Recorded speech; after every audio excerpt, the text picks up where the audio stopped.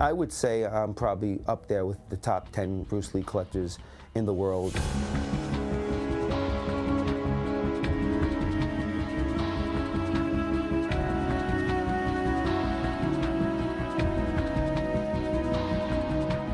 Over the last couple of years, I put together catalogs of every piece of memorabilia that I have in my collection.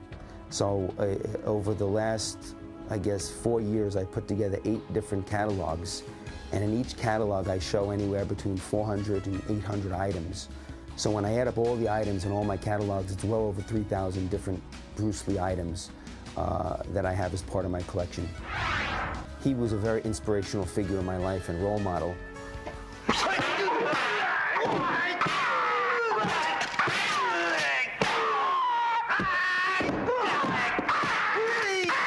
After I saw him on screen, I wanted to learn about how he became so great, because I never saw anyone move like him, was as fast as him, was as strong as him, as muscular as him.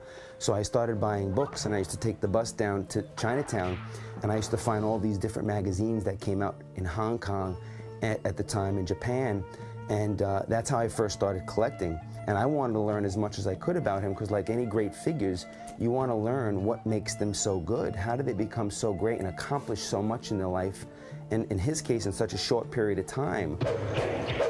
After seeing his films and discovering that one of his first fighting styles that he studied was Wing Chun Kung Fu, I found a school in Manhattan, and I started studying Wing Chun Kung Fu also. I figured if it was good enough for him, it'd be a good way to start. And with all the martial arts that are out there these days, like karate, taekwondo, goju, I figured let me kind of follow the same path that he's taken and see how he developed his fighting ability.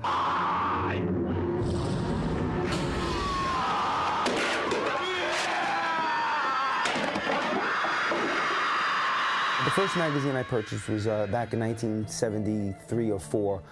It was put out by a magazine called Fighting Stars at the time, and it featured Bruce Lee on the cover of Enter the Dragon, and that's when Enter the Dragon just came to the United States and made this huge hit. And he passed away a few months before the movie actually came and was released here in the United States, so it was an overnight success.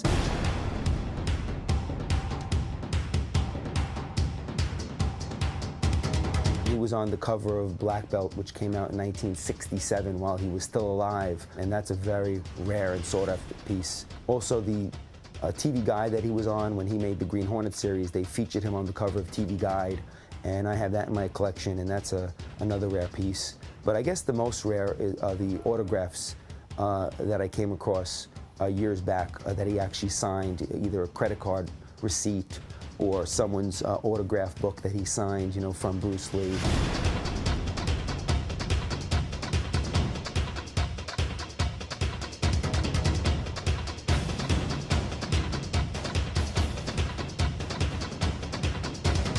Everyone's always looking for any kind of clips that he has on screen, because that's where you really see his charisma and him explode off the screen.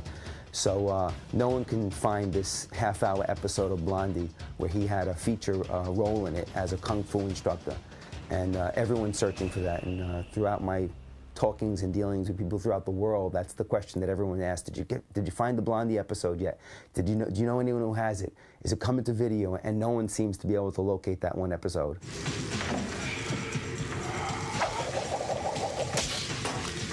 Try harder. Try again.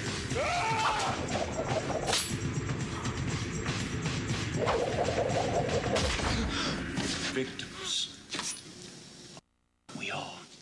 When Brandon Lee started making movies, I guess in '92, '93, I saw a bit of his father and his ability, and you know, I started getting that same excitement, because here his son is, you know, 28 years later and is now following in his dad's footsteps. And then when The Crow came out, which was a classic movie before he passed away, a lot of great memorabilia came out from The Crow, and I started picking up some of that also. I thought the police always said freeze. Well, I am the police. And I say don't move, Snow White. You move, you're dead. And I say I'm dead, and I move.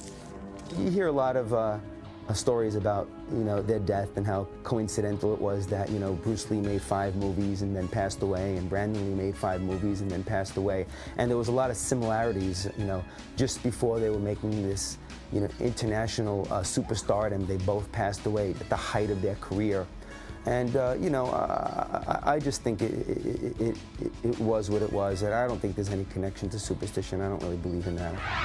It was always a goal of mine to meet his, first of all, his wife, and his son Brandon Lee, as well as his daughter Shannon Lee, because growing up and everything you read was always, you know, focused around his son and daughter and his wife, and she did so much to perpetuate his art after he passed away that I thought it would be wonderful to meet her. So in early 2000, 2001, she started these Bruce Lee and Brandon Lee memorial banquet dinners, and it gave me an opportunity to meet not only her, but all his first-generation students who I wanted to meet. Such people as Ted Wong, Jesse Glover, which was the first student he ever trained and taught here in the United States when he came here in the early 60s.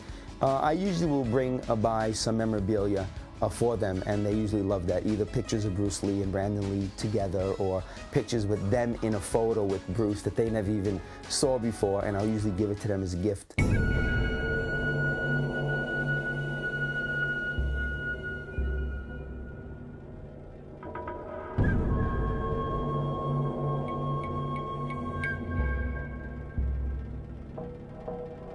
I think I have over 300 people now who signed my guest book, and all of them have different inspiring stories on how he touched their life and how they, you know, became better people because they started studying martial arts, or how they took up fitness and health, and how they are more aware of what they eat and train, and how he was so influential in their life to become better human beings.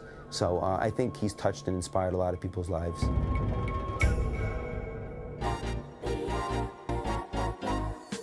Got a collection we should know about? Tell us what it is and where you're from at iHeart@star-tv.com. There was a lot of paperbacks that came out. This is the paperback version of Enter the Dragon. And then there was all sort of books that were written on Bruce Lee and his life. And this is a rare Japanese magazine that came out from Japan. And a lot of these magazines just feature all different photos in black and white and color on Bruce Lee. And these are also very sought after magazines because they're very hard to come by right now.